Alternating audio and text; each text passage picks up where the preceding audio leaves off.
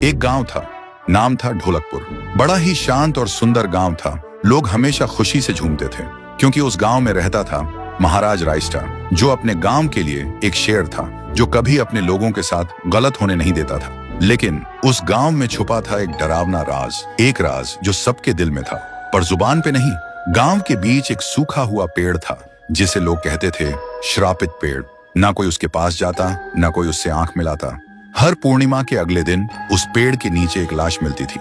लोग कहते रात में कोई आता है और लाश छोड़ जाता है, लेकिन कभी किसी ने कुछ देखा नहीं और देखता भी कैसे। जो देखता वो अगले दिन पेड़ के नीचे होता था।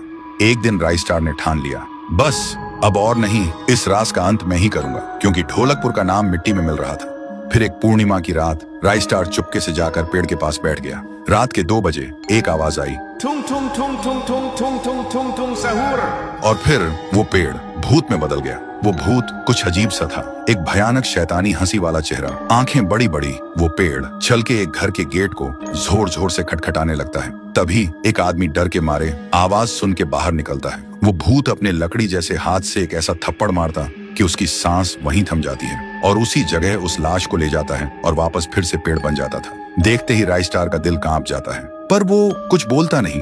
सुबह लोग भीड़ में जमा हुए और रायस्टार ने पहली बार उस पेड़ से बात करने की कोशिश की। पेड़ के अंदर से एक आवाज निकली, क्या तुम सब भूल गए मुझे? रायस्टार बोलता है, तू कौन है?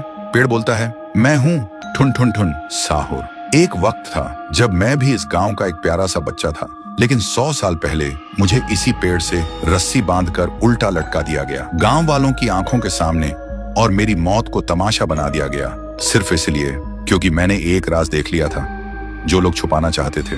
और उसी पल से मेरी रूह इस पेड़ से जुड़ गई। उस दिन से मैं इंसान नहीं, एक सज्जा बन गया, और हर पूर्णिमा में एक राजदार को चुनता हूँ और फिर उसे उसकी खामोशी का हिसाब देता हूँ। रायस्टार बोलता है, लेकिन अब तो वो लोग मर चुके हैं ना जो तेरा कसूरवार थे। अब तू मासूम लोगों को क्यों मार रहा है? पेड़ कुछ देर चुप रहता है, फिर बोलता है, ठीक है, बस एक बार मुझे याद करो, एक दिया जला दो, फिर मैं कभी किसी को नहीं मारूंगा। फिर रात में सब लोग आते हैं, एक एक दिया जलाते हैं, और तभी पेड़ अपने आप से आग पकड़ लेता है और आखिर में मुक्ति मिलती ठुन ठुन ठुन साहुर को।